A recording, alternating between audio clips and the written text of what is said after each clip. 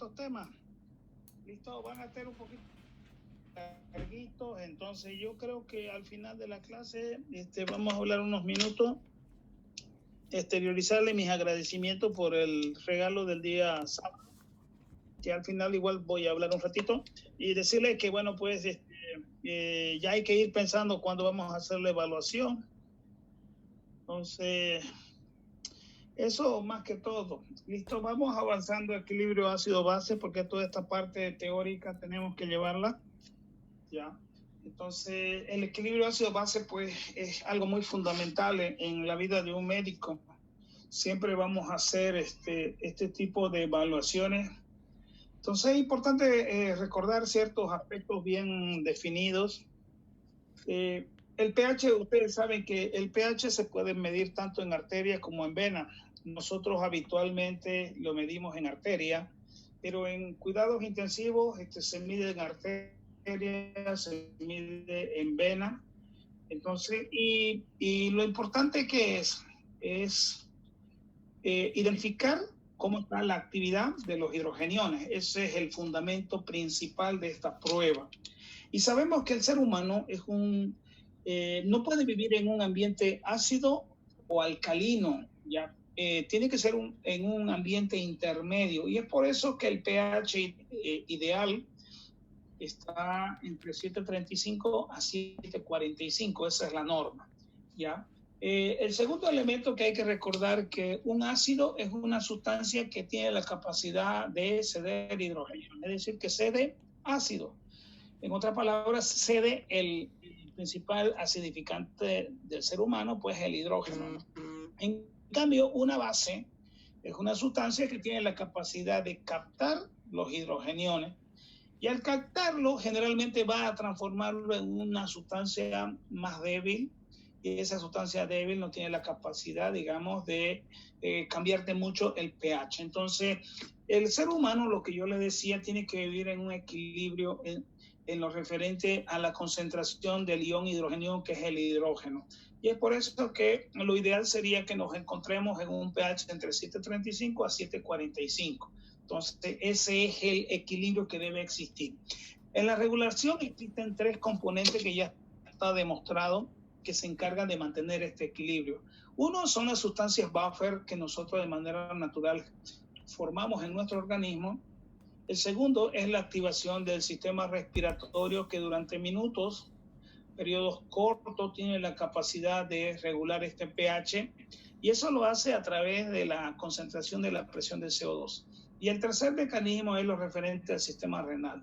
El sistema renal, que se va a instaurar en un periodo mayor a las 24 horas, ejerce su mayor efecto entre las 24 y 48 horas, en la cual utiliza la reabsorción del bicarbonato como elemento que se encarga de mantener el pH adecuado, ¿ya?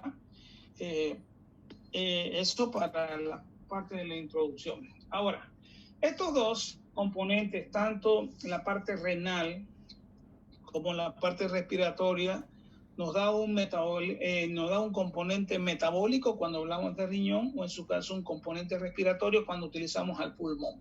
Entonces, en el metabolismo se van a generar casi todas las mismas sustancias que ustedes están viendo ahí en ese listado. Tenemos al dióxido de carbono, que cuando este dióxido de carbono se disuelve nos va a generar agua y nos va a generar bicarbonato, ¿no es cierto? Y los ácidos fuertes igual pasan lo mismo, sufren un proceso que ahorita vamos a ver. Esto es fisiología.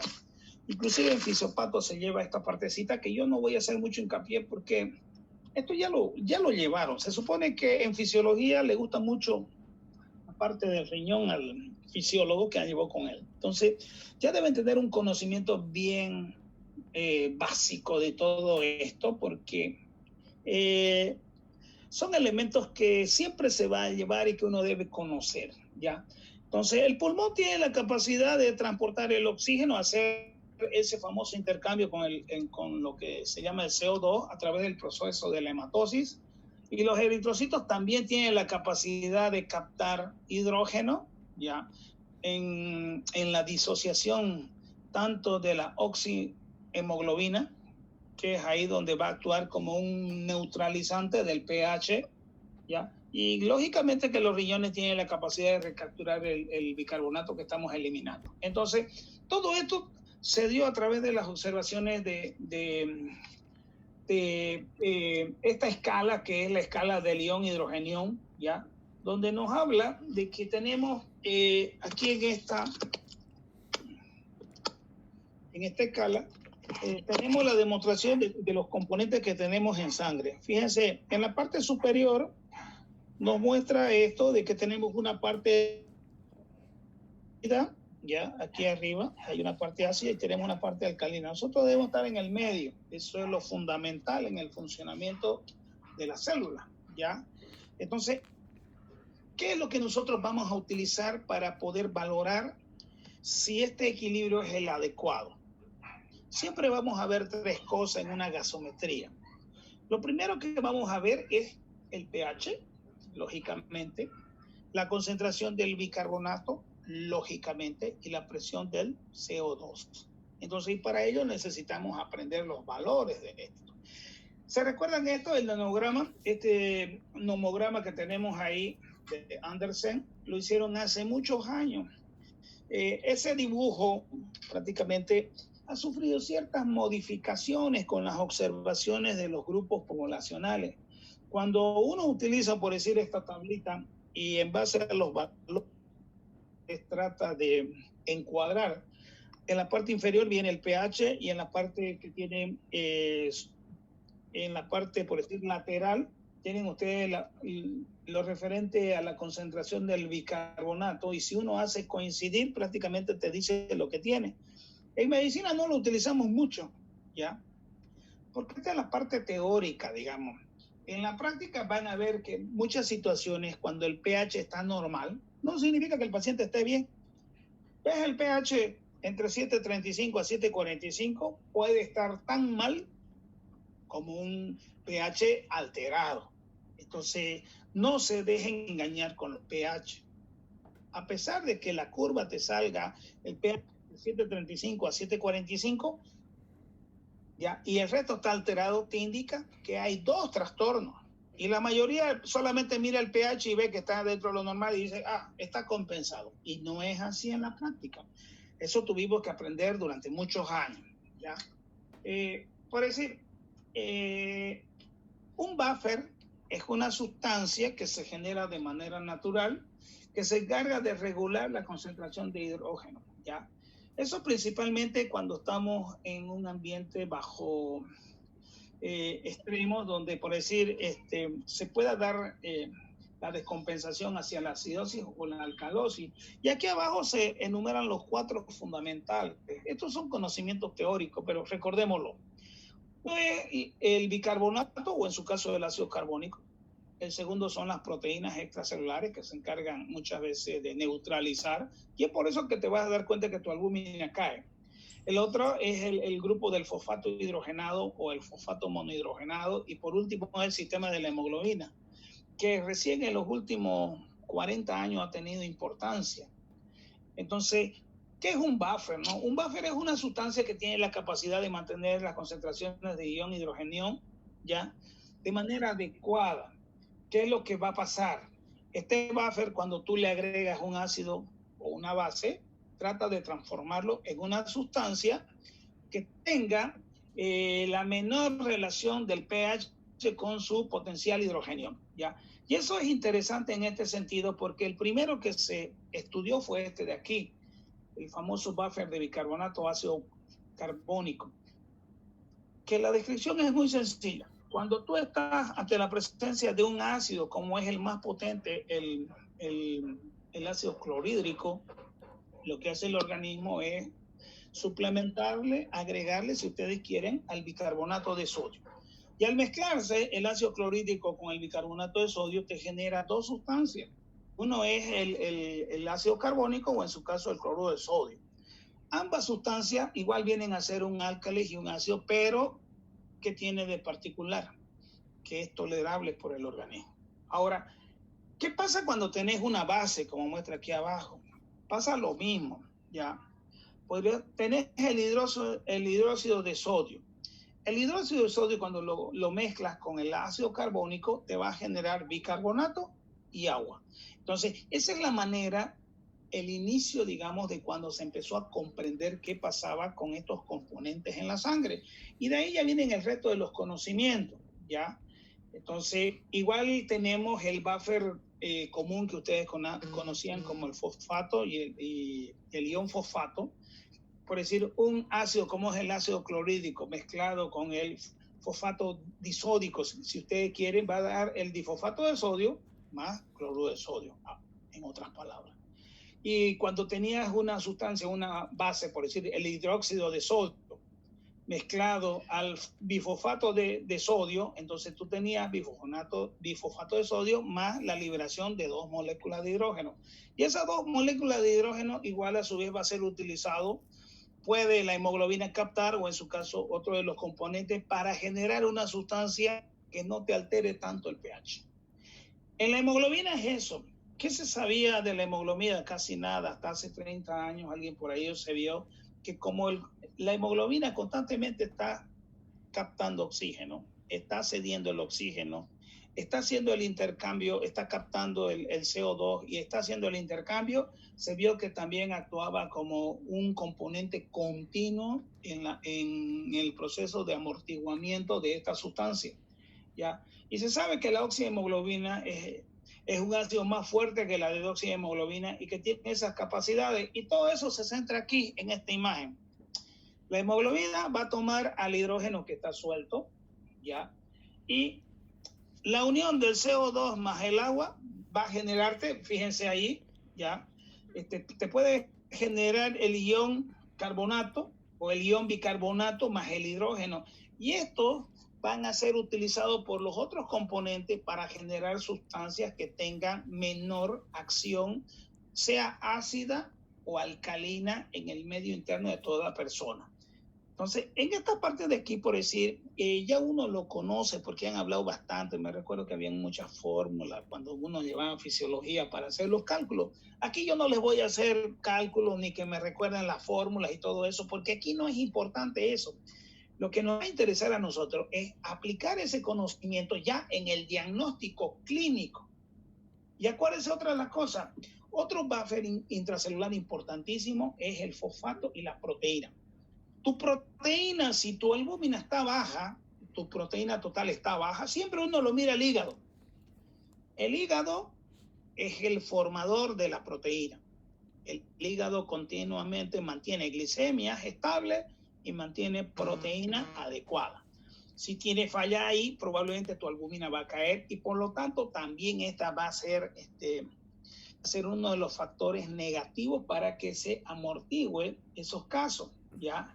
Por decir, cuando hay exceso en plasma de hidrógeno, ¿qué va a pasar? El potasio, algunas cosas, por decir, van a entrar y van a salir. Y lo más importante es que probablemente el potasio se salga de la célula y te puede generar falsas hiperpotasemias transitorias, ¿ya? Y tú, al ponerle cualquier sustancia, la que conoce que se vuelve intracelular, cuando quedas en cero. Entonces eso te va a empeorar. Y se van a dar cuenta que en la acidosis metabólica, el trastorno del potasio siempre van acompañando. Entonces, hay que ver las dos cosas. La sumatoria de acidosis metabólica más hipopotasemia, los dos predispone a arritmia, ¿ya? Entonces, en esta partecita de aquí, esto ya lo llevaron. No vamos a hacer hincapié. Ya habla de la proteína y con el fosfato, ¿ya? En la regulación respiratoria, esto sí es importante, por eso yo le decía, una frecuencia respiratoria óptima es de 12 a 20. Bueno, estás con una neumonía, esa frecuencia respiratoria de 20 se va a subir a 28. Ese es el promedio de compensación. Pero ¿cuándo viene el problema? Cuando esa frecuencia respiratoria es 28, tiene que subir aún más. ¿Hasta cuánto hemos tenido, por decir actualmente, con COVID de frecuencia respiratoria? 48. ¿Se pueden dar cuenta? Cosas que habitualmente no veíamos, frecuencias muy altas.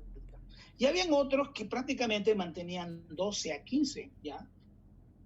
¿Por qué? Porque los receptores que teníamos, los quimioreceptores, los barroreceptores, no se encargan de cumplir su función, y eso es lo que hace el COVID.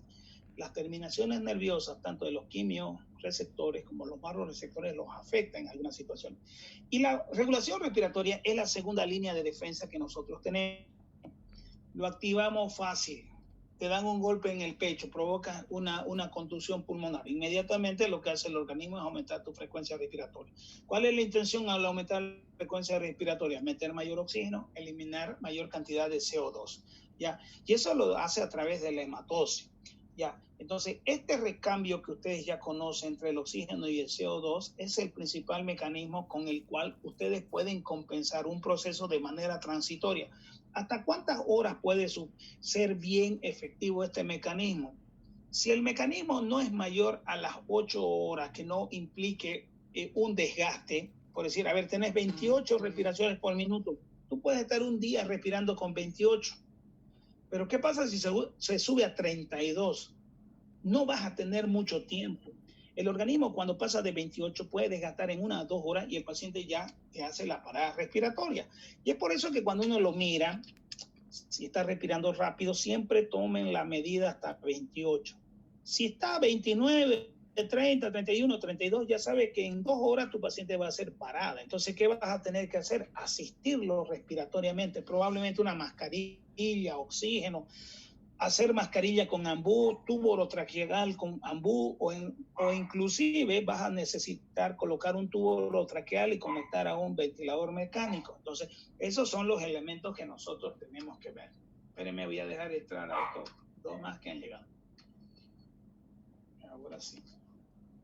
Entonces, el sistema respiratorio ejerce su efecto a través de un centro de regulación, que es el centro respiratorio que está localizado en el tronco encefálico, ¿ya? Y ya hemos dicho todo lo referente a esto, no vamos a hacer más hincapié, ¿ya? Entonces, la acidosis metabólica, que es la más representativa de todas, ¿ya? Lo que va a hacer es estimular, ¿ya? La frecuencia respiratoria a través de que recibió una estimulación a través de sus quimioreceptores.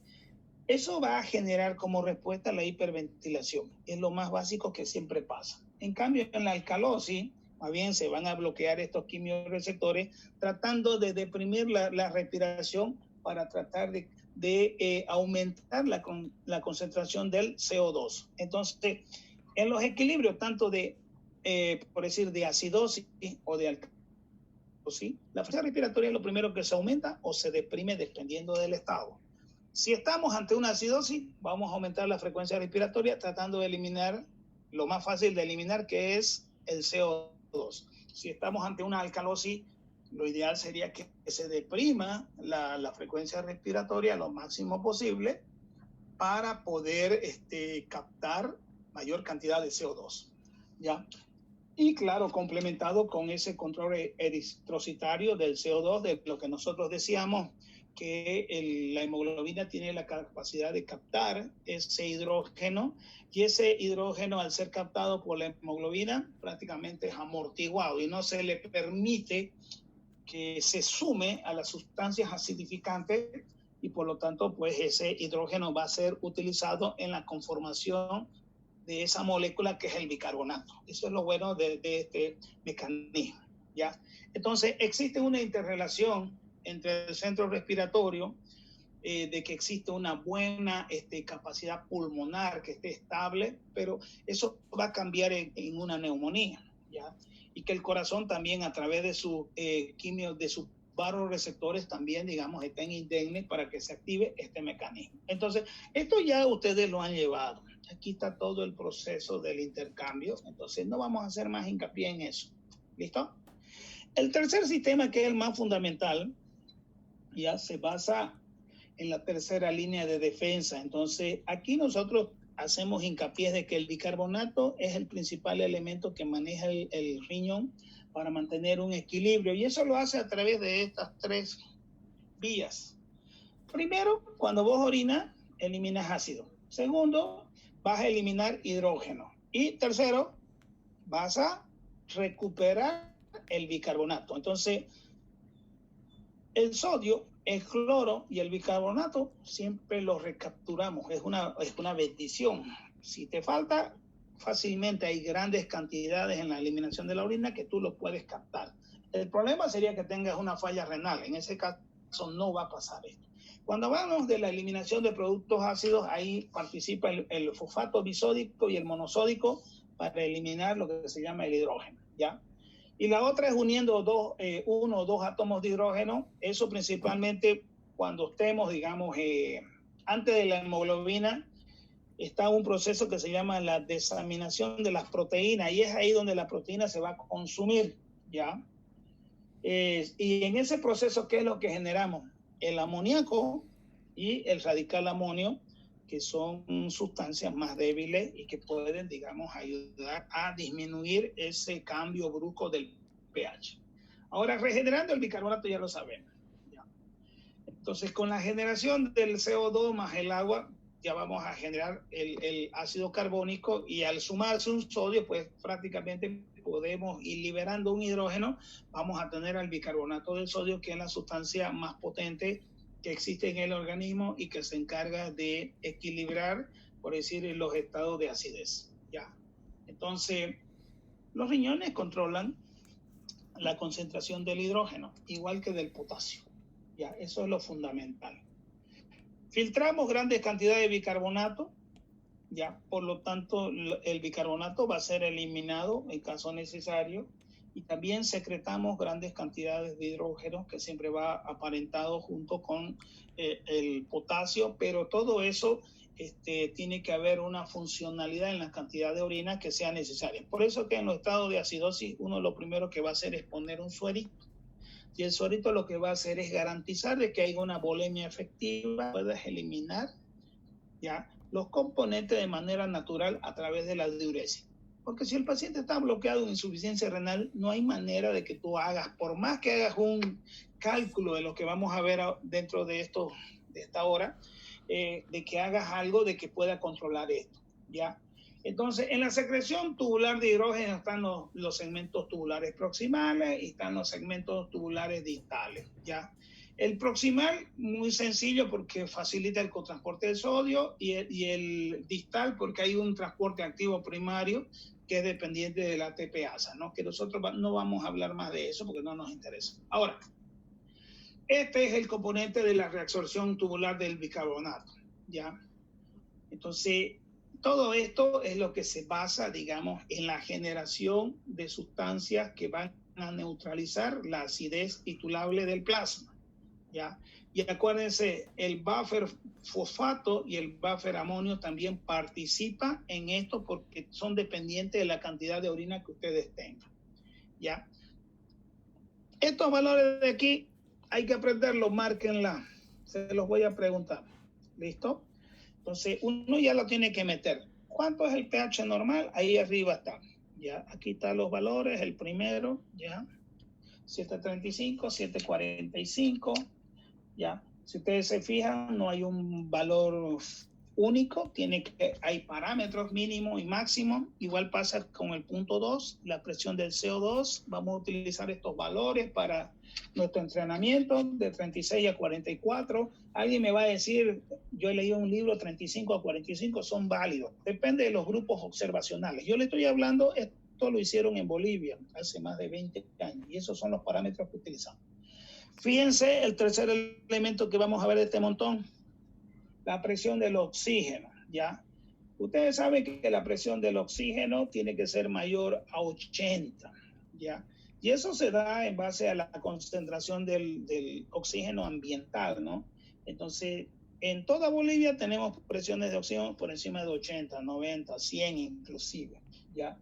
A menor altura, mayor presión del oxígeno. Eso es la belleza de este mundo. Ahora fíjense, el cuarto componente que ustedes van a aprender es la saturación. Hemos aprendido saturación con COVID. Por decir, se habla de normalidad cuando estás por encima de 95. Si yo le hago a ustedes, todos ustedes tienen que tener un promedio de 97 a 100. Yo manejo 97, 98. Ya. 99 alguna vez, digamos, pero hace rato que no llega a 100, ¿no? Debe ser que me porto mal. ¿Ya? Y el quinto componente, ahí está, es el bicarbonato, ¿ya? El bicarbonato también igual. Hay alguien que dice de 21 a 27, 22 a 27. Vamos a utilizar como valor normal de 22 a 26. ¿Listo? Eso es lo que es importante, de 22 a 26. Y el sexto componente es este de aquí que se llama el exceso de base. En la gasometría viene con 2 letras, EB, así se escribe, así lo abrevia el aparato, EB, significa exceso de base. Más o menos 3, ¿ya? Debería ser 0, más 3, hasta menos 3, ¿listo? Entonces, eso es lo que yo quiero que lo aprendan para que podamos empezar de aquí en adelante a comprender todo este mundo, cómo son los cambios. Entonces, esta es la tabla que ustedes van a aprender. Ahora, si se fijan en el anterior aquí con amarillito, yo le puse, esto es el comportamiento venoso. No lo vamos a aprender, o sea, es la otra parte, pero no es importante en este proceso, ¿ya? Cuando tú haces una gasometría puedes hacer arterial o venosa, yo le he dicho. ¿Ya? ¿Cuáles son las diferencias? Si hiciera una venosa, la presión del CO2 y del oxígeno van a ser diferentes. El pH no tiene por qué cambiar, la saturación se va a modificar, el exceso de base no tiene por qué cambiar, entonces, pero son para otras situaciones que requieren mayor entrenamiento. Entonces, y esto es lo que viene. Ahí tienen. ¿Ya? 4 posibilidades de trastorno existen, que ustedes ya lo conocen. Acidosis metabólica, alcalosis metabólica, acidosis respiratoria, alcalosis respiratoria. ¿Ya? El tema de hoy día viene con la primera, ¿ya? Acidosis metabólica. Esta de acá es lo que queremos aprender, esta partecita solamente, ¿ya? La acidosis metabólica se caracteriza porque tienes vamos a anotar así en línea, un pH bajo con un bicarbonato bajo y en consecuencia su compensación, la presión del CO2 para compensar tiene que estar bajo. Si se fijan en el comportamiento de la flecha, todas van hacia abajo. Hacia abajo están indicando la punta de la flecha. ¿Qué pasa si tenemos el otro componente que es una alcalosis metabólica? Es todo lo contrario de lo que está graficado ahí. Tenemos un pH alto, un bicarbonato alto y la consecuencia que se llama la compensación, vamos a tener un PCO2 alto. Ahí si se fijan cómo están las flechas, todo lo contrario. ¿Ya? ¿Se van hacia un lado o se van hacia el lado contrario? Entonces, si comprendes el comportamiento de los tres, es sencillo, eso ya yo sé que lo saben, o sea, ahorita por decir, yo sé que lo saben, ya lo llevaron, es solamente recordarlo, verdad, era así. Todo va hacia abajo, todo va hacia arriba, cuando el componente es metabólico.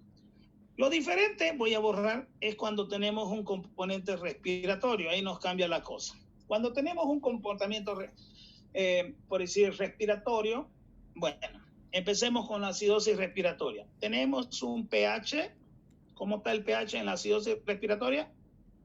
Bajo. La presión del CO2 va a estar alto y su compensación, que es el bicarbonato, HCO3, va a estar, ¿cómo va a estar? ¿Alto o bajo? Alto, compensado. Y si fuera una alcalosis respiratoria, todo lo contrario. pH alto, presión del CO2 bajo, bicarbonato bajo. Entonces, son diferentes. El comportamiento del pH con la sustancia van en sentido contrario. Esto también lo recuerdan, ¿ya? Lo recuerdan porque en acidosis todo va para abajo, pero el otro va para arriba. ¿Ya? En alcalosis va para arriba y los otros van para abajo. Entonces, aquí es lo único que uno se puede turbar un poquito. Pero el análisis son de los tres. No lo vas a mirar a la presión del oxígeno, no vas a mirar al exceso de base porque no es el momento. Entonces, hay trastornos primarios y es eso lo que uno hace. O es un trastorno metabólico o es un trastorno respiratorio. Si es un trastorno metabólico, tenemos que ver cómo está el comportamiento del bicarbonato. Si es un trastorno respiratorio, entonces la alteración va a ser la presión del CO2. ¿Listo? Entonces, todo esto nos va a llevar de que teóricamente, por decir, en una acidosis metabólica, ¿por qué se llama acidosis metabólica? Porque el bicarbonato baja, ¿no? El bicarbonato se pierde, no se reabsorbe. Entonces, para que exista una compensación, la presión del CO2 tiene que descender 1.2 milímetros de mercurio por cada miel equivalente de descenso que haya del bicarbonato. Eso tiene que quedar claro, es teórico. Eso siempre va a ser lo mismo. Ya fíjense, en la alcalosis es lo contrario. Por cada uno que se eleve del bicarbonato, la presión del CO2 tiene que aumentar 0.7. No es 1 y 1, es diferente. Ahora fíjense en la acidosis respiratoria.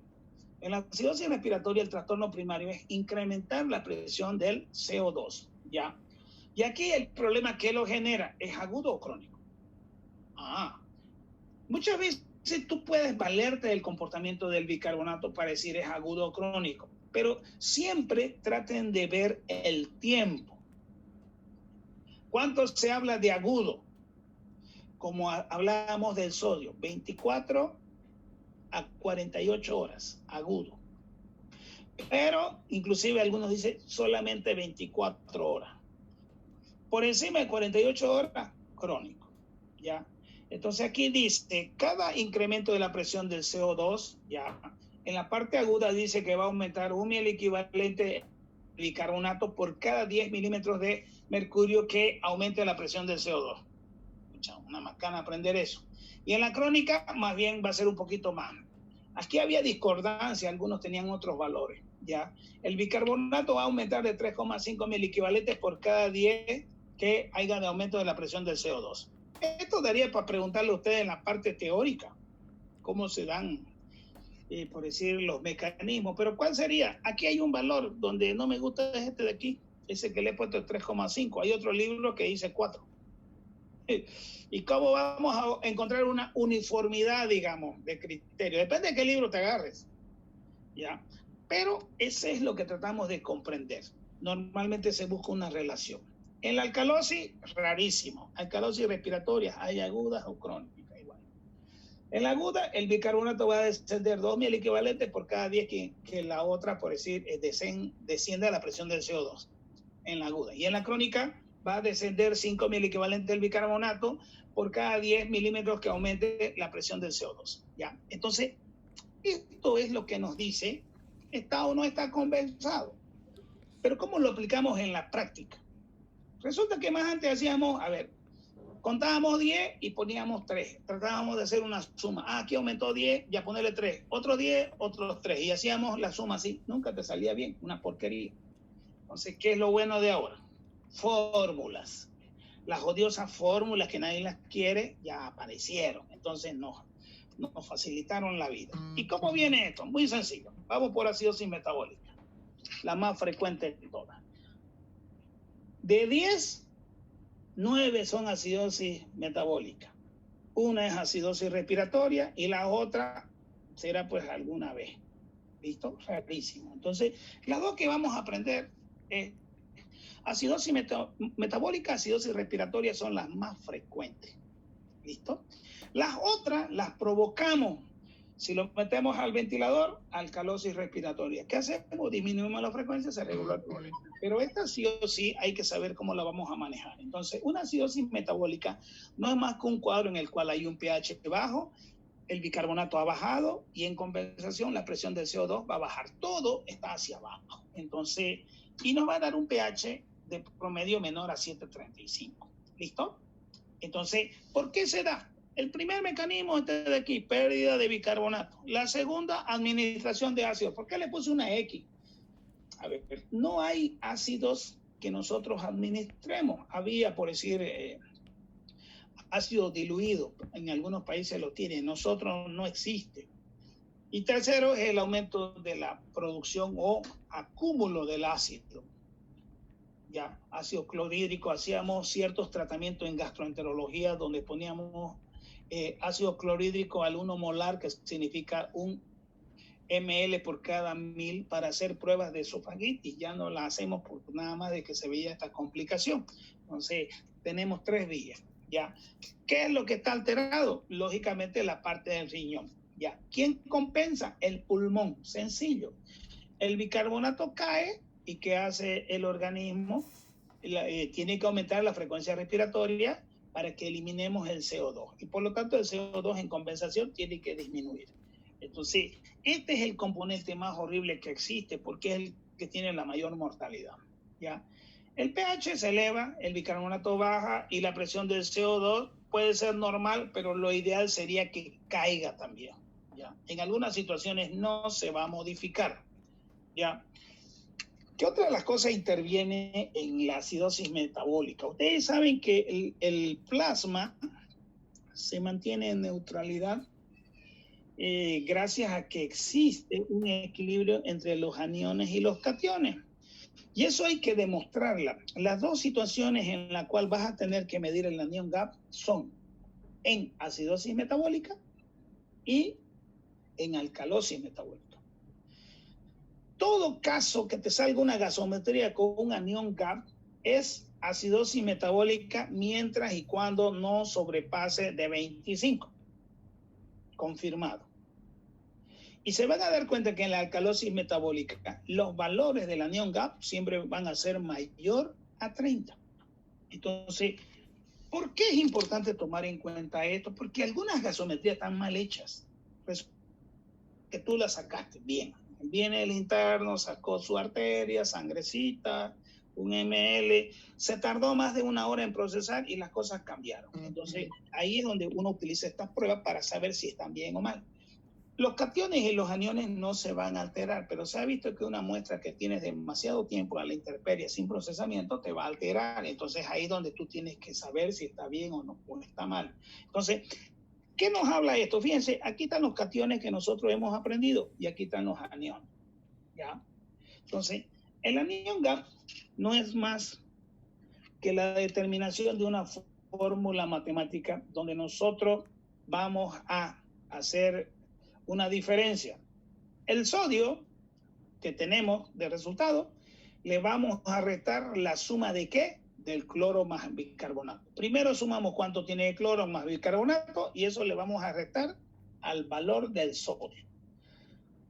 Discrepancia con los valores. Siempre que los gringos, que los europeos, que los brasileños, que los argentinos, todo el mundo tiene sus valores. En promedio, el valor normal que debe darte es de 5 a 11. ¿Ya? Entonces, y eso hace de que en acidosis metabólica se tenga que determinar un componente que al comienzo de la historia no se lo medía. ¿Cuál era? El cloro. Resulta que cuando dice acidosis metabólica tú tienes que ponerle un apellido. ¿Cuál es su apellido? El apellido es el comportamiento del cloro. Si el cloro se encuentra normal, ya, entonces vamos a tener, por decir, un resultado que está mal hecho. Significa que la gasometría está mal hecha. Entonces, ¿cuál es el comportamiento del cloro ante un paciente con acidosis metabólica? Dos posibilidades hay. Que el cloro esté alto o que el cloro, como esté normal. ¿Ya? Y eso lo van a ver ahorita. Miren acá. Este anion gap que nosotros tenemos nos va a clasificar en una acidosis normoclorémica o en una acidosis hiperclorémica. ¿Ya? Y eso nos va a permitir tomar decisiones. ¿Ya? Entonces, comprender. El cloro nunca lo miramos. ¿Ya? ¿Por qué no lo miramos? Porque tenemos el sodio es el que se encarga de comandar, pero en la acidosis metabólica es importante conocer. ¿Cuánto es el valor del cloro? De 100 a 106 y el equivalente. ¿Listo? Entonces, el anion gap se va a modificar según la concentración de la albúmina. En los estados de acidosis metabólica, la albúmina va a tener tendencia a caer. Entonces, si tu albúmina cae por debajo de 4.4 miligramos, ya, porque ustedes saben que es de 3,5 a 5, entonces ahí va a haber necesidad de calcularla, ya. Entonces, en estados, por decir, donde haya grandes cantidades de una proteína anómala, como es en el mieloma múltiple, te va a dar estado de acidosis metabólica con un anion gap disminuido. Y eso se da porque esta proteína actúa como si fuera un buffer. Y eso algunas veces te va a hacer equivocar. Ya. Miren aquí las patologías que generan acidosis metabólica, todas esas de ahí. Cetoacidosis diabética es la madre de todas las acidosis metabólicas que existen. Por diarrea, por vómito, por ingesta. Hay gente que se ha tratado de suicidar tomando aspirina por salicilatos, ya, por etanol, por borrachera, ya, borrachera de 3 días, 4 días. Metanol, el metanol es el alcohol con el cual, por decir, con poco alcohol, hacen grandes cantidades de alcohol. Entonces el metanol no es un alcohol de uso culinario, no es potable, en otras palabras. ¿Ya? Después tiene por pérdida digestiva, tiene pérdidas renales, piensa son con anion gap normal. Mire, ¿cuál es el cuadro clínico? Como toda deshidratación. Taquicardia, diaforesis, dolor abdominal, taquipnea. Y lógicamente haces la gasometría y te encuentras con los elementos. Si el cuadro es demasiado, ya te puede ir a deterioro del estado de conciencia, hipotensión, arritmia, signos de mala perfusión, shock, muerte. Todo eso es propio de la pérdida de líquido. Entonces, en la acidosis metabólica siempre el paciente está seco. ¿Ya? Entonces, hay ahí los elementos sobre el metabolismo. Yo les decía que algo que hace la acidosis metabólica, ya, es que pierdas el potasio. Como tratas de recapturar tu bicarbonato, aumenta la filtración y el potasio se va a salir. Entonces vas a tener potasio libre y lo vas a orinar. Entonces peor para tu arritmia. ¿Ya? Otras veces, por decir, si la insuficiencia renal está presente, no vas a recapturar el bicarbonato, pero tu potasio se va a aumentar. Y eso pasa en la acidosis metabólica por insuficiencia renal. Ahora, sobre las proteínas, ya sabemos que hay un catabolismo, las proteínas se van a destruir. Sobre lo que es el calcio, magnesio, el fósforo, estos se van a orinar. Ya empieza el proceso de ultrafiltración que elimina muchos estos minerales. ¿Ya? Y sobre el sodio es que te aumenta la natriuresis y hay una disminución de tu volemia y por lo tanto el paciente genera un estado de deshidratación. Si vas a calcular la deshidratación, recuérdalo, en la acidosis metabólica no hay casos leves, siempre va de moderado a severo, eso es importante. Entonces, ¿cómo vamos a clasificar a la acidosis metabólica? Siempre le van a poner el apellido en base a la anion gap, ¿ya? Entonces, ahí está. Acidosis metabólica con anion gap normal, cloro alto. Anion gap alto con cloro normal. Entonces, ambos tiene que haber una relación. ¿Listo? Esto es una descripción de las que llevan anion gap elevado con cloro normal. Está la cetoacidosis, hemos llevado endocrino, donde dábamos altas dosis de insulina, es el ejemplo. El etilismo, el ayuno prolongado, eso de hacer huelga 3-4 días te lleva a acidosis metabólica. La acidosis láctica se da por estados patológicos donde hay una hipoxia tisular. Entonces, si no tienes irrigación en algún sector, una pierna, esos músculos van a actuar de manera, van a liberar su ácido láctico por hipoxemia, entonces malísimo. Cuando ha habido los atropellamientos y quedas debajo del vehículo y el vehículo te pasa con todas las llantas, quedas en acidosis láctica. Otro ejemplo, los accidentes donde te atropella, te arrastra el vehículo, estás prendido debajo, no puedes salir porque te atoraste algo y te arrastra, todo pelado sale. Entonces, esos son los ejemplos en los cuales hemos visto. Y la tipo B ya son trastornos metabólicos, principalmente el ejemplo está ahí la acidosis, la diabetes mellitus, ¿ya? Ahora, las producidas por salicilato, etilenglicol, metanol, eso ya son cuadros, por decir, provocados por el sujeto por la ingesta de ciertas sustancias. La destrucción del músculo, rhabdomiólisis. ¿Qué provoca destrucción del músculo? Quemaduras, trauma, aplastamiento de músculo, utilización de atorvastatina, es decir, una estatina con un fibrato. Yo les mencioné que nunca en la vida se mezcla una estatina con un fibrato, porque provoca las orinas rojas. Entonces es un ejemplo de eso. La insuficiencia renal también no te permite controlar la reabsorción del bicarbonato. Diarrea es malo, vómitos malos, porque va acompañado de hipopotasemia. Y otras son las fístulas intestinales, pancreáticas, biliares, trastornos renales, ¿ya? Hay pérdidas renales de bicarbonato y eso en nefrología se veía en la acidosis urinaria o también conocida como acidosis tubular renal. Resulta que hay 4 grupos de acidosis tubulares, 1, 2, 3 y 4. ¿Ya?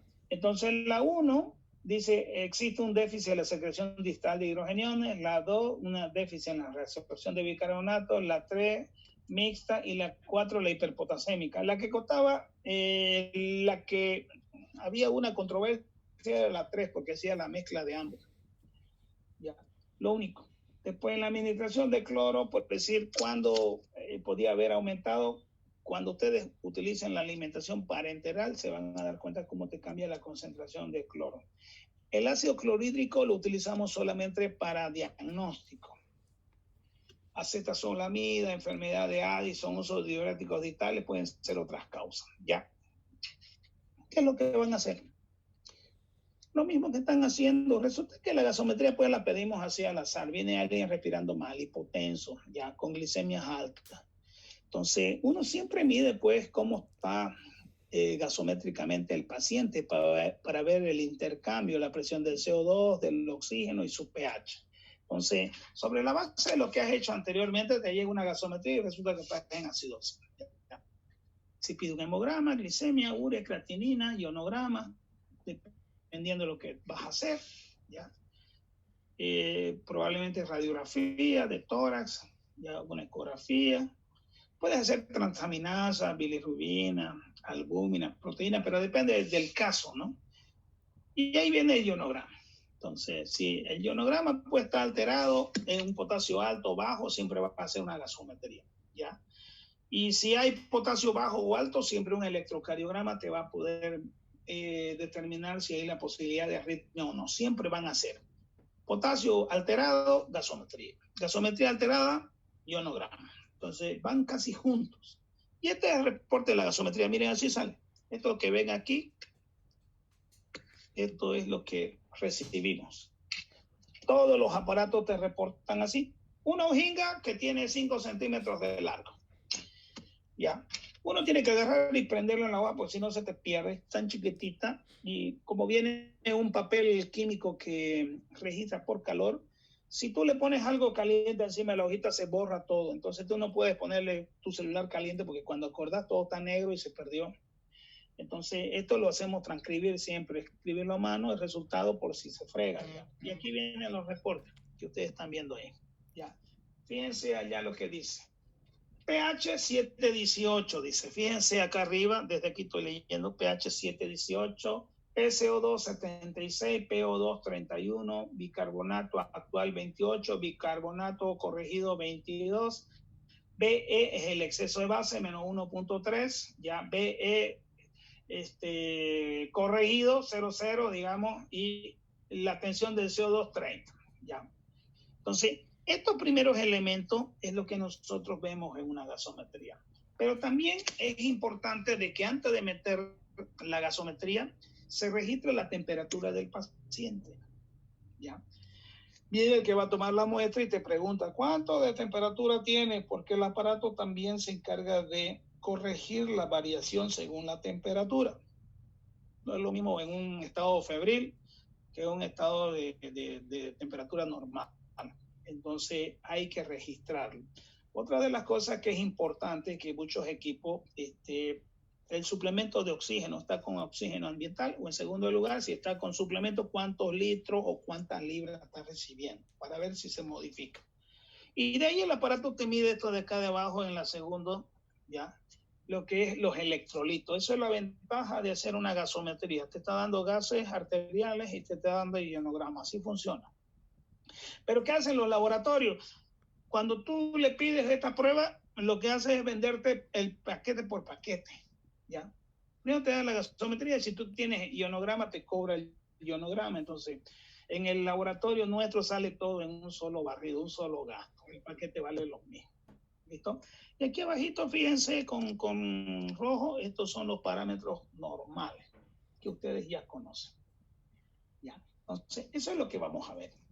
Los elementos que hemos dicho. Primero, vamos a ver el pH. Segundo, la presión del oxígeno, la presión del CO2, la concentración del bicarbonato, el exceso de base, ya, que son los elementos que siempre vamos a valorar. Y en el tratamiento de toda acidosis metabólica, siempre llega el paciente mal, porque llegan mal. Valoramos según los signos vitales: presión arterial, frecuencia cardíaca, temperatura, frecuencia respiratoria, y aquí falta la oximetría de pulso. Oximetría de pulso. Siempre.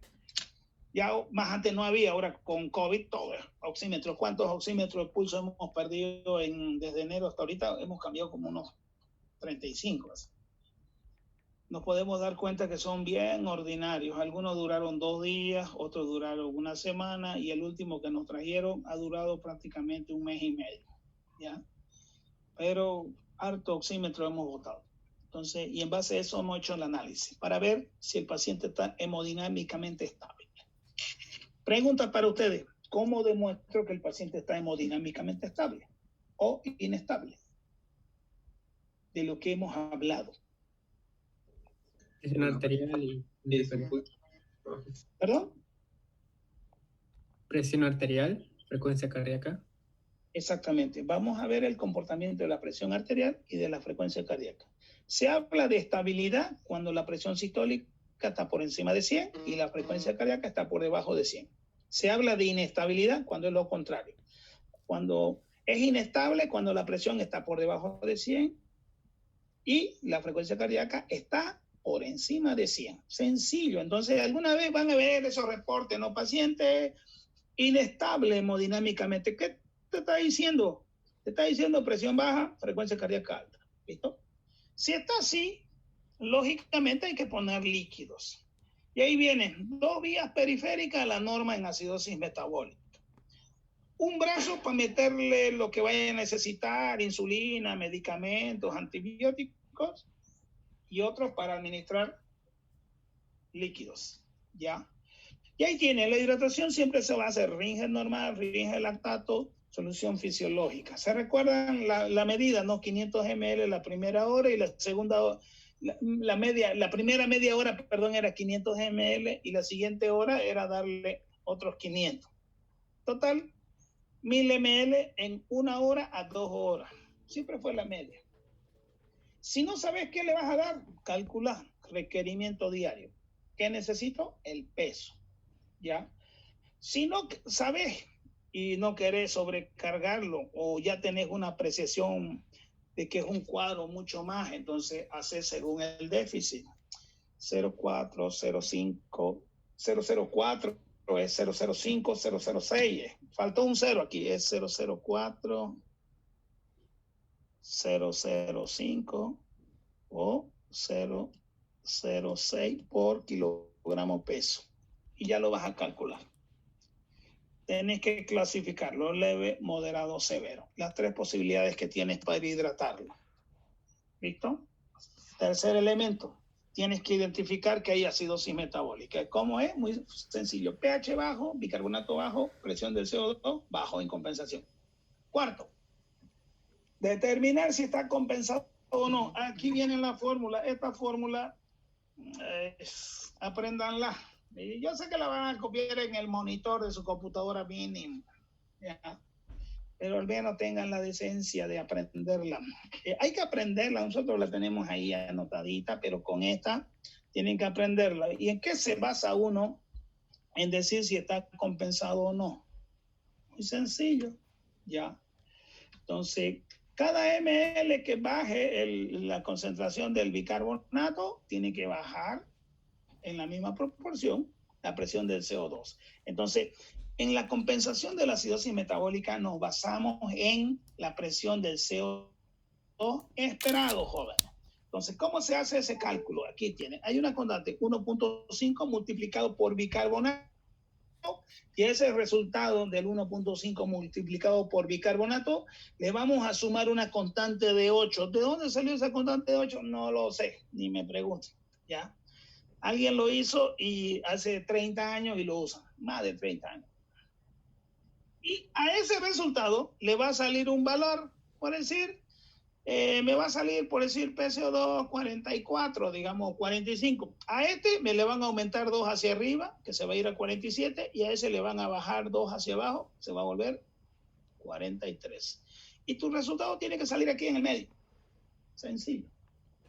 ¿Listo? Entonces, ahorita vamos a hacer el cálculo, no se preocupen, es solamente para explicarle. Listo. Una vez a ver si está compensado o no por la determinación del PCO2 esperado, vamos a ver cómo está el anión gap. Y para ello vamos a clasificar con anión gap normal, con anión gap elevado. Con anión gap elevado, cloro normal. Con anión gap normal, cloro elevado. Entonces, y ahí la fórmula. Al sodio le vamos a restar la diferencia, la sumatoria del bicarbonato más el cloro. ¿Ya? Y el resultado tiene que salir de un valor de 12 más o menos 2. ¿Listo? Si has determinado el anión gap, comprenderás ya que el anión gap nos va a clasificar a los pacientes en dos posibilidades, va a tener utilidad. En primer lugar, en la acidosis metabólica, y en segundo lugar, en la alcalosis metabólica. ¿Ya? Entonces, el componente metabólico va a estar influenciado siempre por la disminución de la volemia, entonces va a haber estado de hipoperfusión. ¿Ya? Entonces, los rangos de referencia siempre van a ser hasta 15 puntos, eso es importante. Si el anión GAP está elevado, dice, debe entenderse la presencia de ácidos no medibles responsables del desequilibrio. ¿Ya? Hay un mnemotécnico que te dice múltiples, metanol, uremia, diabetes o cetoacidosis diabética o cuerpo cetónico, paraldehído o la utilización de isoniazida o hierro, el lactato, el etanol y los salicilatos. Entonces, cuando el anión esté alto, entonces hay que ver si no hay esas situaciones que sean la explicación, porque ya te estaría dando cuál ha sido la causa. ¿Ya? Dice que en los rangos, en los resultados de rangos normales no excluyen la existencia del desorden A y B, que es lo que estábamos hablando. Bien. ¿Cuándo van a reponer con bicarbonato? No se utiliza el bicarbonato a diestra y siniestra, ya hay criterios. Cuando ustedes tengan un pH menor a 720, utilizan la fórmula de restitución del bicarbonato. Si está con 721, 725, 730, no se usa. Entonces, ¿cuándo le damos? Cuando está menor a 720.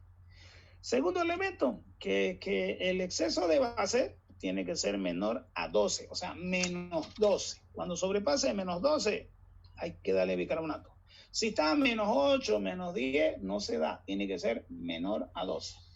Y la fórmula de restitución es muy sencilla.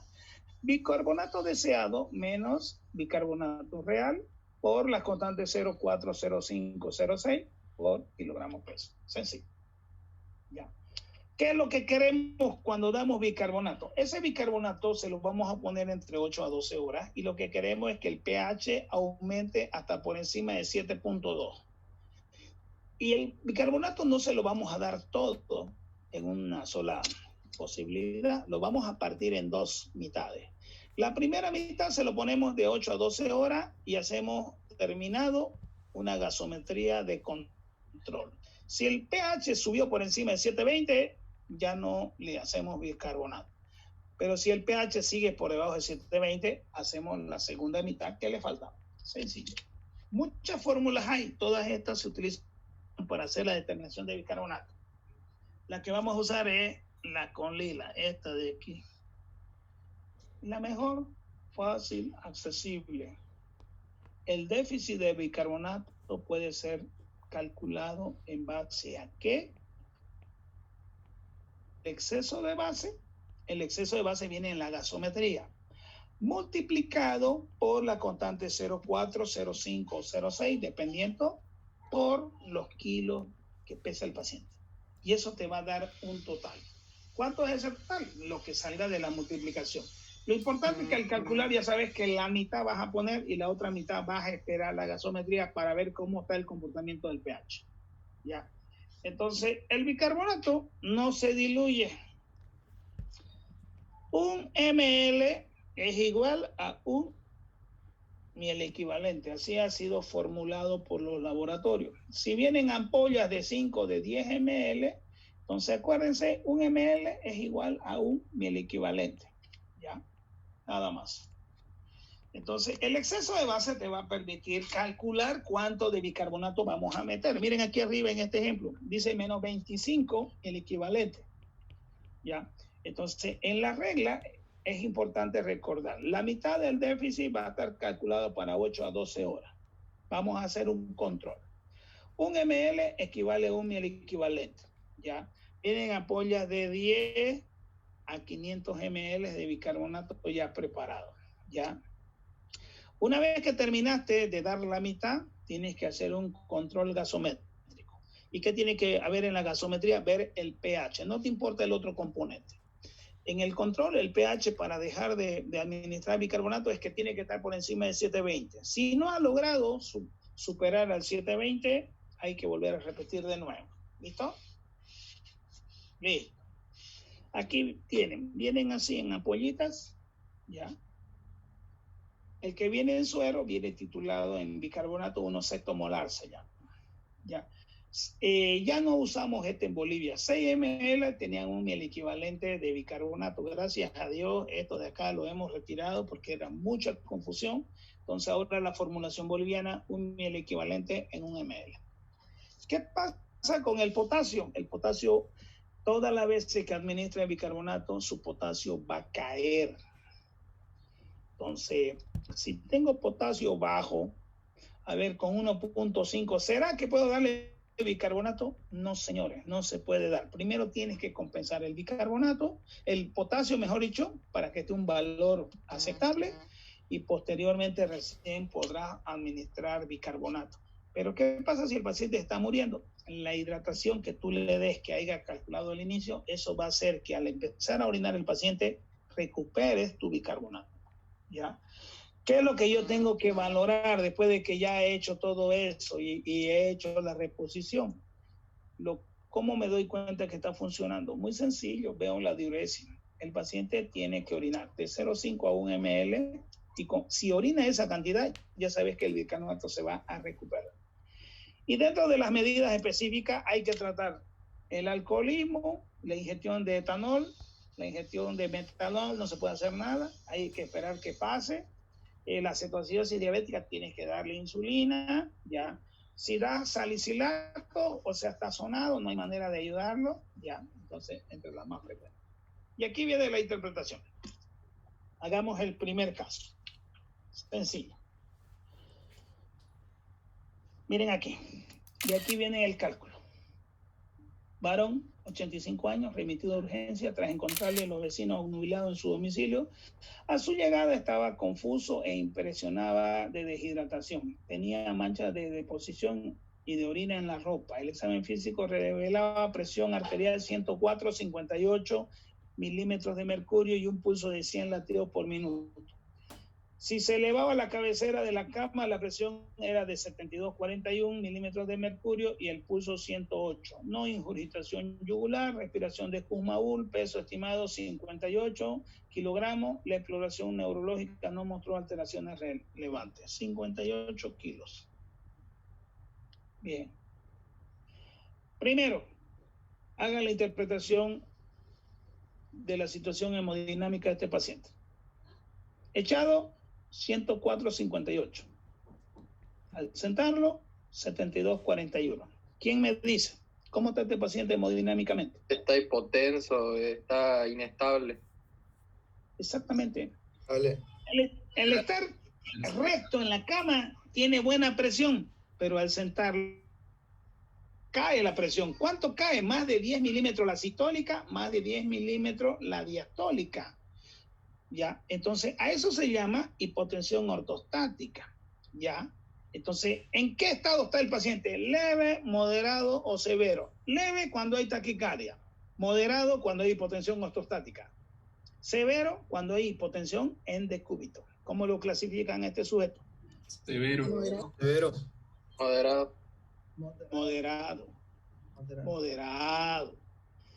Hipotensión ortostática, la caída de la presión arterial de la sistólica y la diastólica más de 10, eso es moderado. Ya. Lo único malo que esa caída fue más de 10, pues fíjense, de 104 a 72, casi 30 ha caído. Pareciera que fuera más, pero es una moderada si cumplimos la norma. Pero alguien ahí dijo severo, que caiga a 70. Sí, señor, si cae 70 ya me obliga, tengo que hacer restitución del choque para volverlo a 100 y tengo que darle el déficit según la deshidratación isotónica. Entonces, todo eso tienen que hacer. ¿Ya? Tienen que hacer. ¿Cuánto pesa? 58 kilos. A ver, hagan. ¿Ya?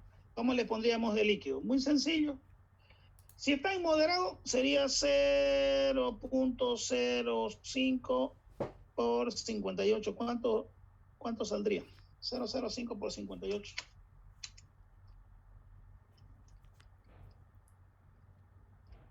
2.9. 2.9. Y si nos fuéramos al 0.06, fíjense cuánto variaría. 3.48. 3.48, casi 3.5 litros, ¿no? Entonces, ¿qué hago yo? Le meto la mitad. Ya, le meto el primero. Este de aquí le voy a poner 2 litros y 900, casi 3 litros. ¿Cómo hago la indicación? Ringer normal. Ringer normal. 2.900 ml. EB. ¿En qué tiempo? Jóvenes. 24 horas. No es requerimiento diario. Es 12. déficit. 8 a 12 horas. Entonces utilizamos 12 horas. 2.500, acuérdense, volumen, tiempo por 3. Volumen, 2.900. Tiempo, 12 por 3, 36.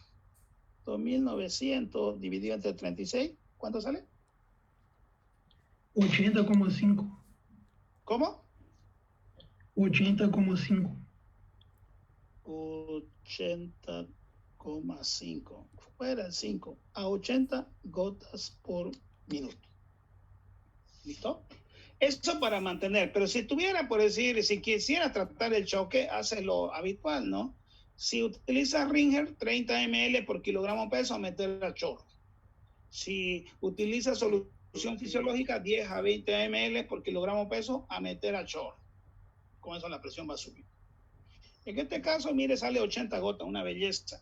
Y las otras 12 horas, ¿qué haríamos? Daríamos el requerimiento diario. Como tiene 85 años, ¿cuál sería el esquema? Sería, borrémoslo todo esto, ya lo hicimos.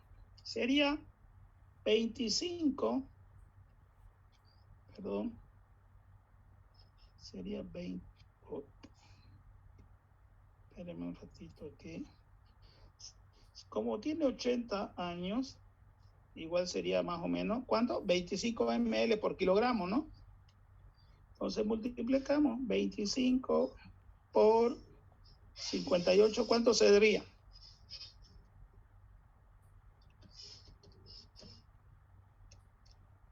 $1,450. 1,450 sería su requerimiento diario. Igual hacemos lo mismo. Solución fisiológica, 0,9%, 1,450 ml. EB, ¿en qué tiempo? Volumen, tiempo por 3. Volumen, 1,450 dividido Doctor. tiempo, serían 12 horas por 3, sería entre 36. 1,450 dividido entre 36. Sí, diga. En el anterior ejercicio hicimos 2.900, pero no hay que dividirlo entre dos, ¿eso? No, eso es de líquido. Estamos hidratando primero. Pero no lo vamos a dar en dos dosis. El líquido no. Ahorita en el líquido no, porque estamos haciendo de que este sujeto es una deshidratación isotónica. Cuando hay acidosis metabólica se utiliza el esquema de deshidratación isotónica. Ahí lo que decir. Saldría a 40 gotas, aquí sería 40, a 40 gotas por minuto. Mire, eso sería quedar en las siguientes 12 horas. Ya. El primer suero con 2.900, el segundo suero con 1.400. El primer suero durante 12 horas a 80 gotas, los segundas 12 horas sería a 40 gotas, la mitad. Una belleza. Eso es para mantener el punto 1 y el punto 2. ¿Listo? Bien, ahora vamos a la gasometría. ¿Hay acidosis metabólica, sí o no? Muy sencillo. pH bajo, presión del bicarbonato bajo, presión del CO2 bajo. ¿Se cumple o no se cumple? Se cumplen los tres, están hacia abajo. Entonces es una acidosis metabólica. Bien, sigamos. Identificar la acidosis es lo que hemos hecho. Ya, entonces esto es lo que muestra. Si tienes un bicarbonato bajo y una presión del CO2, ya, entonces si tienes una bicarbonato bajo, entonces es una acidosis metabólica. Si tu presión del CO2 está alta, estás ante una acidosis respiratoria. Esto es lo que trata de expresar aquí. ¿Listo? Entonces, ¿cómo se hace esa compensación? Se hace en lo que hemos aprendido. Ya. La compensación es muy sencilla. El bicarbonato tiene que aumentar, ya. La presión del CO2 tiene que disminuir porque el bicarbonato está bajo. Eso es lo que hace habitualmente el organismo, ya. Entonces, pH bajo con bicarbonato bajo, la compensación del CO2 tiene que ser que este tiene que bajar por debajo de su parámetro normal. Eso es teóricamente, pero otra cosa es demostrarlo científicamente. Y para demostrarlo científicamente, ¿cómo hacemos? Hacemos la fórmula de compensación determinando el CO2 esperado. Y aquí tienen esta fórmula. Perdón un ratito. Ahí, miren. ¿Qué es lo que necesitas para hacer el cálculo de esto? El PCO2 esperado sale de una fórmula. Utilizar una constante 1.5, que lo vas a multiplicar por el bicarbonato, ya, y a ese resultado le vas a sumar 8. Y de ese resultado le puedes aumentar 2 o le puedes disminuir 2. Hagámoslo. Llave 1.5 por bicarbonato. ¿Cuánto está el bicarbonato? Está en 14. Ya. 1.5 por 14 igual 21. 21 más 8 29. Este 29, ¿qué significa este 0,2 ahí que está en el círculo? Significa que al resultado de esto yo le voy a aumentar 2, se va a ir a 31, ya, y le puedo bajar 2, bajaría hasta 27. ¿Cómo está el CO2 de este sujeto? Aquí está, miren. Está con 30. Entonces, prácticamente caería aquí. Entonces, ¿cómo cuadra el valor superior del valor inferior? Tú dices acidosis metabólica compensada. ¿Ya? Compensada. ¿Cuándo vamos a pensar que está descompensada o asociada? Cuando el parámetro se vaya hacia arriba de lo que tú calculaste o se vaya a más abajo de esos dos que le aumentaste o que le disminuiste. ¿Ya? ¿Comprendieron eso? Miren de sencillo que es. ¿Ya? Doctor. Entonces, ¿sí? Si se va hacia arriba, está asociado a acidosis respiratoria. Acá. Me estoy poniendo estas 3 flechas. Si se va hacia abajo, significa que se está asociado a una alcalosis respiratoria. Sí. Entonces no hay ningún, siempre va a ser una acidosis, si es una acidosis compensada va a ser mixta siempre, ¿no? Lógicamente que en la compensación sí, pero ese trastorno se puede magnificar, ¿entiendes? Que se puede salir de descontrol y ya la sumatoria de, a ver, Que tengas una acidosis, por decir, acidosis respiratoria más una acidosis metabólica, ambos extremos dando acidosis, entonces es terrible para el paciente. El pulmón no satisface, da acidosis respiratoria porque retiene CO2, porque empiezas a disminuir tu presión del CO2, entonces estás hiperventilando. Eso también es malo. Entonces, lo que hay que ver es si el organismo compensa o no. ¿Y qué tiene que hacer? Que el CO2 tiene que quedar en un punto equidistante entre lo patológico y lo normal. Y para eso le subes 2 y le quitas 2. Si cuadra dentro del medio, todo está bien. No necesitas más que tratar la acidosis metabólica. Pero ¿qué pasa si se fue hacia arriba? Aquí, como yo estoy poniendo ahorita vamos a cambiar de color, con negro. En vez de 30 te haya dado 32. Digamos que te hubiera salido un 32 aquí. Tienes que tratar la acidosis metabólica y en segundo lugar, por el 32 que te hubiera salido, tienes que tratar la acidosis respiratoria. ¿Cómo tratas la acidosis metabólica? Líquido y bicarbonato. ¿Cómo tratas la acidosis respiratoria? Oxígeno o en su caso, asistencia ventilatoria mecánica. Ya. Lo contrario, ¿qué tal si bajaba por debajo, digamos, a 25? Tienes una acidosis metabólica, pero asociado a una alcalosis respiratoria. ¿Qué es lo que tienes que hacer? Tratar la acidosis metabólica con líquidos y con bicarbonato. Y la alcalosis respiratoria no le das oxígeno, aire ambiental. Hay que hacer una mezcla de ambos. ¿Listo? ¿Comprendieron eso? Bien. Aquí viene. Ya sabemos que hay una acidosis metabólica compensada. Bien. Tengo que calcular el anión GAP. Y el anión GAP no es más que la diferencia que existe entre el sodio, restándole la sumatoria del cloro más el bicarbonato. Entonces, y aquí viene. ¿Cuánto tiene de sodio? Tiene 134. 134. El cloro está en 100. Más bicarbonato está en 14. Igual sería 114. Entonces, 134 menos 114, ¿cuánto sería? 20. ¿Listo? Este es tu anión GAP. El anión GAP te dice que da 20. Entonces, al dar un número bajo por debajo de 25, te confirma que es una acidosis metabólica pura. Si te da el anión GAP por encima de 30, 44 para arriba, te dice que es una alcalosis metabólica. Entonces, pero cuando está bajo, ahí viene lo que es importante conocer. Ya.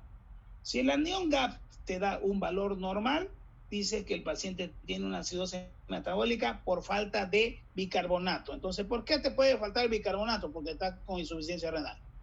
Si este anión GAP ya te da un valor más de 14, entonces nosotros sabemos de que hay un trastorno en el cual hay un exceso de ácido.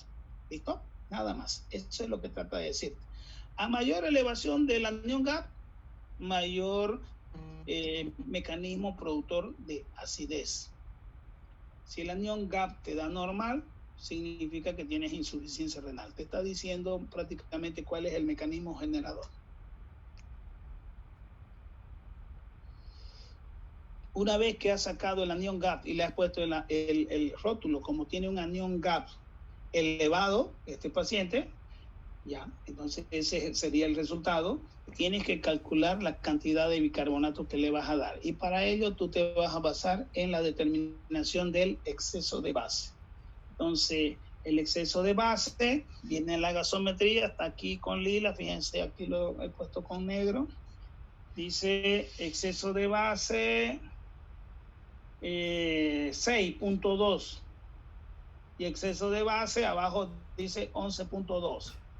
El de arriba es uno que es el que el aparato está leyendo y el de abajo es el corregido. Entonces vamos a utilizar el de abajo, el 11.2. Entonces, ¿cómo hacemos? Muy sencillo. La fórmula de restitución del bicarbonato dice es EB por 0.5, 0.6, 0.4 por 58 kilos que pesa el paciente. El exceso de base, ¿cuánto salía? 11, ¿no? 11.6 por 0.5. Hombre o mujer, no decía, ¿se recuerdan? Por 58. Hombre, doctor. Hombre, entonces Era mayor de sería edad, 0, pero... ¿Cuántos años tenía? 82. Entonces aquí va a ser 0.4 sería. 11.6 por 0.4 por 58. ¿Cuánto le sale? 11.6 por 0.4 por 58. 269. 269, el equivalente que hay que dar. ¿No es cierto? Entonces, esos 269 lo voy a partir en la mitad. La mitad le voy a dar en las primeras 8 a 12 horas, ya. Pero si se está muriendo, se lo meto en 1 hora. Ahora hemos dicho 8 a 12 horas. Nos quedaremos aquí, mañana lo volvemos a repetir esto. ¿Ya? Ok. Me había olvidado de la hora, miren.